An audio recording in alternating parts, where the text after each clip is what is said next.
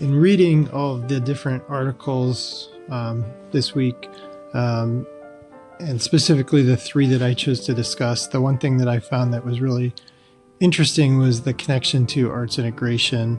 All of the articles I read had some form of connection to this, and I thought this was just interesting, especially since I took the arts integration course at BU. I thought it to be very relevant. I know Julia Marshall as someone who discusses a lot about arts integration. I've read several of her articles where she talks a bit more about arts integration. So this was a unique article where she focuses primarily on visual imagery and relates it to communication, visual communication, things of that.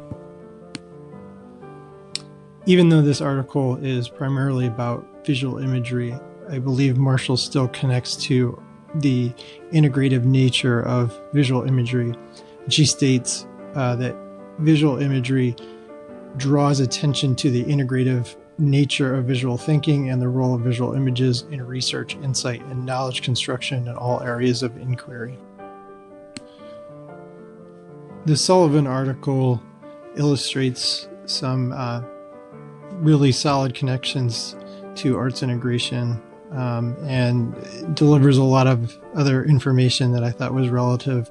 One quote that I thought stood out was, he says, "In our art classrooms and studios, we don't deliver knowledge, we create it."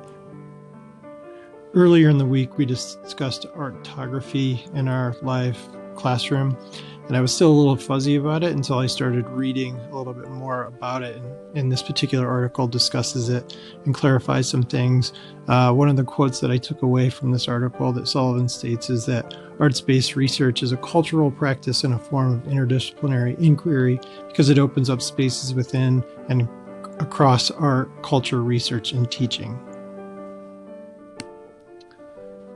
I chose to read a little bit more about the artography concept.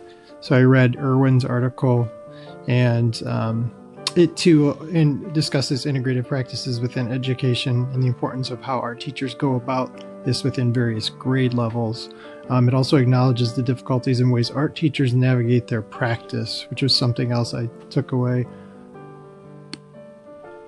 Sullivan makes a reference to the concept that artography actually means a living inquiry, which is interesting. And there's a quote within this article where it states, "Pedagogy is no longer about what is already known, but instead creates the conditions for the unknown and to think as an experiment, thereby complicating our conversations."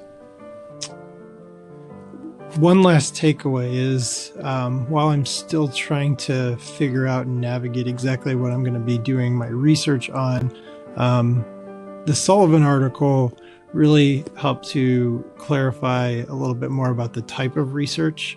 And he talks a little bit about three different types of research. And one that caught my attention in particular was the art and culture research.